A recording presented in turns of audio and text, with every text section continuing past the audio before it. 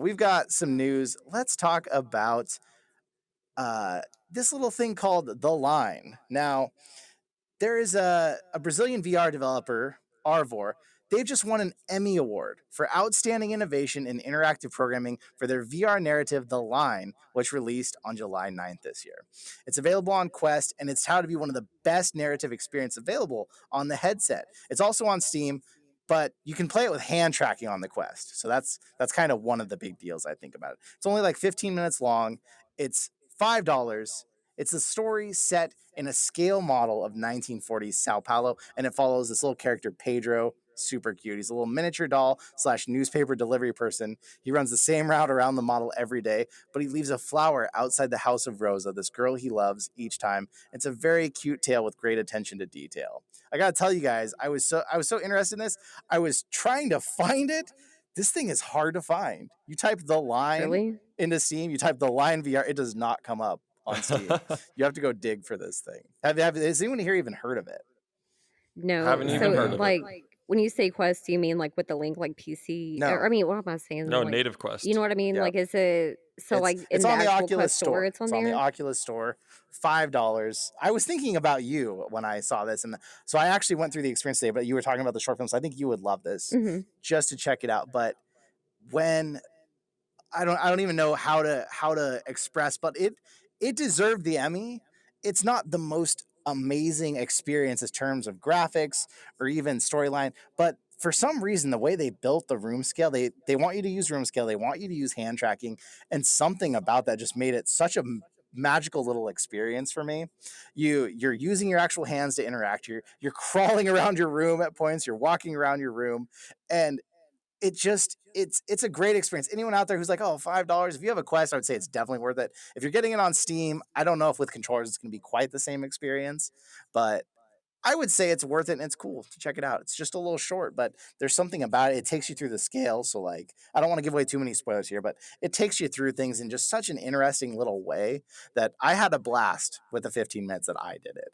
Really, it made me Oh, nice. almost feel a little emotional, Oh. strangely.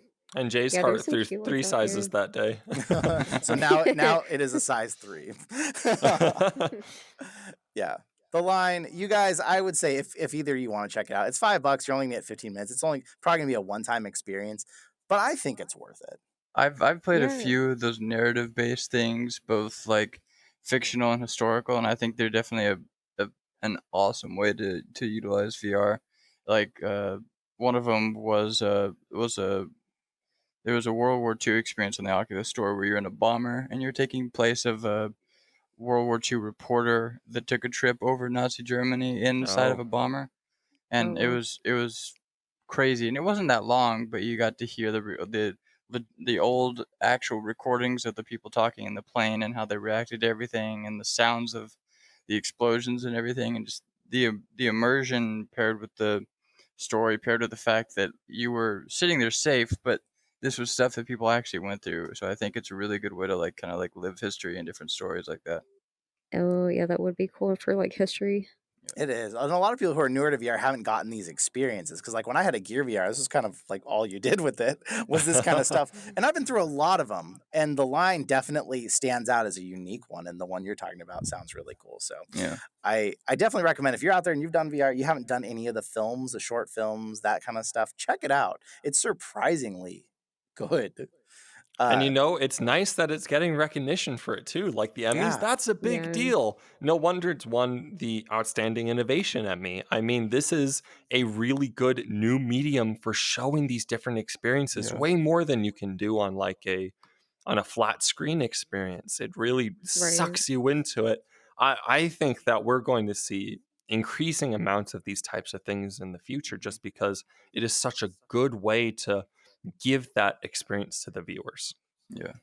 I hope so. I wish Rip was here to weigh in on this because I know he's had some film experience. But one thing that's a big barrier they're saying with like the real life ones of these, not the computer ones, but like how do you have a director and and other people in a scene when it's a 360 camera and it's capturing literally everything? Like, do they edit out one corner of it? Like, what do they do to get past that barrier? Because it's not like Um, shooting a traditional film where you're one angle or something. Like, it's really Right. different. Yeah, yeah. even in film, you do so much to draw the viewer into where you want them to see.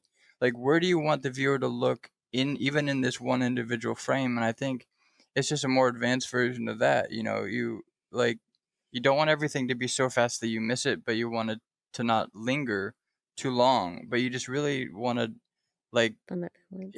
obviously you don't want to turn the person's view. You don't want to, because that would make people sick. But I think there's a lot of like classical filmmaking techniques that they can really apply to this.